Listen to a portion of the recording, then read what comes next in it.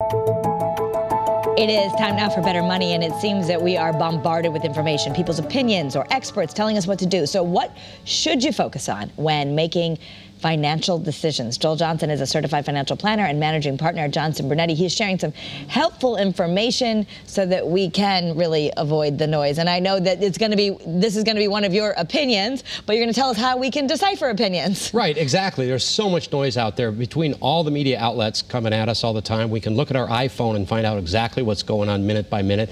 And then, of course, there's all our friends that have opinions on our 401k and the market and retirement. Right, so we want to avoid the noise when making financial decisions. But how do you do that? Step one, you say we have to focus on what you can control. Right, and this is a big one. I talk to my kids about this all the time. Focus on what you can control. There's all kinds of things that we can't control. We can't control the politicians down in Washington, D.C. We have influence through the election, but we can't control that. We can't control what's happening in our local economy. We can't control what's happening in the global economy or the tariff wars or the trade wars with China. And so we've got to focus on what we can control, having a financial plan, saving the right amount, making sure we've got emergency reserves and so on.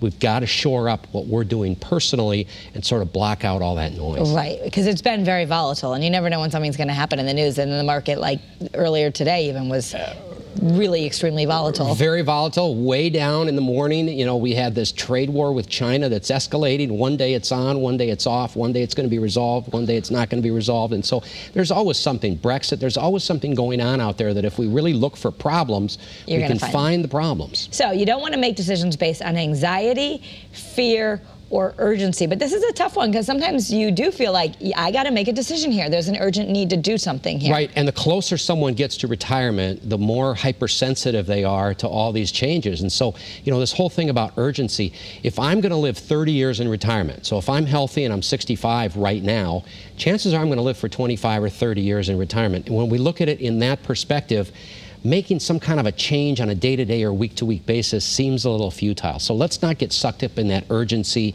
of we have to make a change right now. Okay, so you want to understand that your situation is unique. So your situation isn't going to be like your neighbor who's giving you advice. Absolutely correct. And this is the, this is the problem out there now, is we tend to, especially when watching the news, they're giving us financial advice as if everybody's the same. Look at the Social Security decision. Everybody should wait till you're age 70. That's what we're told. That's not the case. Everybody's situation is unique.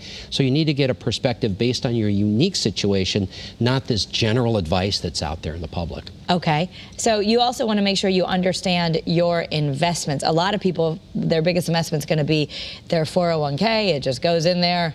We need to understand more than that. Understand in your 401k, what are the options, not just the investment options, but what are the options for withdrawal? Can I change my contributions if I end up, for instance, let's say somebody wants to save more money and they just ramp up their contributions. Well, can they do that at any time during the year, or do they have to wait till an open enrollment period? And so understanding the flexibility of the 401k, and then definitely the investments inside the 401k. How do they work? Right, and that's something, of course, I know you and your team can help people with. So if they've got the choices, bring them. You can help people allocate what they should be doing. Absolutely, and it can be really simple, Kara. It doesn't have to be complicated. Everybody can understand this as long as it's explained in a very simple way, especially the investment piece. All right, thank you, Joel. And for more information, to get some advice, you can visit bettermoneytv.com, and that's where you can find Joel and his team. They, of course, will always answer your questions. We love to answer every single email. All righty, thank you so much, Joel.